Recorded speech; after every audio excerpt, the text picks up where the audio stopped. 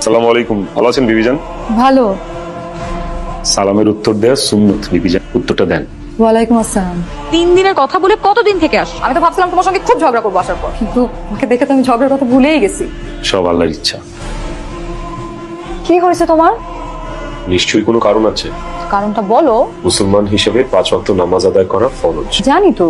তাহলে জানলেও কেন পড়ো? এই যে তুমি নামাজ পড়ো না, তুমি যেমন পাপের ভাগীদার হচ্ছ, স্বামী হিসেবে কিন্তু আমিও তোমার পাপের ভাগীদার হচ্ছি। তো এটা তো বললেই হয়, না বলে যে তুমি আমার সঙ্গে রাগ করলে, এটা কি উচিত হলো? আজকের পর থেকে সরাসরি বলবো। বাবা অনেক, আমার তো বয়স হয়েছে, কখন কি হয়ে যায় বলা যায় না। আমার ব্যবসাটা বুঝে নাও। দুঃখিত আব্বু, আপনার ব্যবসায় ঘুষ লেনদেন করা লাগে। ঘুষ দেওয়া এবং ঘুষ নেওয়া দুটোই হারাম। আসরের ওয়াক্ত হয়ে গেছে, আমি আসছি। আস্তাগফিরুল্লাহ। কোথায় যাওয়া হচ্ছে? তোমাকে তো বললাম যে চৈতি পার্টি থ্রো করেছে। তুমি কি এই পোশাকেই পার্টিতে যাবে? তোমার ব্লাউজের পিঠটা কিন্তু অনেক বড়। তো আমি তো এতদিন এই ধরনের পোশাকেই পার্টিতে গিয়েছি, তাই না? ইসলাম ধর্মে কিন্তু এমন খোলামেলা পোশাক পরাতে নিষেধ আছে। ও মাই গড, ছেলেটা বলে কি তুমি কি আমাকে বোরখা পরাবা নাকি? আমি তো বোরখা পড়তে বলছি না, একটু ঢিলে ঢালা সালোয়ার কামিজ পরেও তো যাওয়া যায়। তোমার দিকে কেউ বাজেভাবে তাকালে আমার কিন্তু কষ্ট হবে। আমি এই কথাগুলো তোমাকে ভালোবাসা থেকেই বলছি। আমার আসতে একটু দেরি হবে, যাই। দাঁড়াও, আমি তোমাকে এই পোশাকে যেতে দিব না। প্লিজ সিনক্রেট করো না। আল্লাহর দোহাই লাগে, এই পোশাকটা পরে যেও না। পার্টিতে আসছিস সালোয়ার কামিজ পরে? বাদ দে, তুই না বললি এটা লেডিস পার্টি, এখানে তো সবাই আছে। না আমার জামাই কি দোষ করছে? তোর এই মুরব্বি জামাইটাকে অ্যাভয়েড করার জন্যই তো বলতে হইছে। তোর জামাই এগুলো দিতে পারবে না। আরে খা, হাতে নিয়ে বসে আছিস কেন? কেমন গাইস? আসো।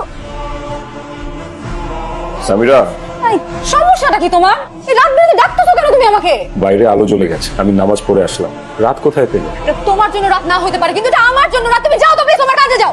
আমি আমার কাজ মসজিদ থেকে করে এসেছি। আর নামাজ পড়া শুধু আমার কাজ না, তোমারও কাজ। তোমাকেও নামাজ পড়তে হবে। আমি কখন কি করবো সেটা আমার ব্যাপার, সেটা তোমাকে বলে দিতে হবে না। অবশ্যই আমি বলি। কাল রাতে তুমি মদ খেয়ে এসেছো, কিচ্ছু বলিনি। তাই বলে ভেবো না যে তুমি যখন যা খুশি তাই করবে, তোমাকে কিচ্ছু বলা যাবে না। কি বলবা তুমি?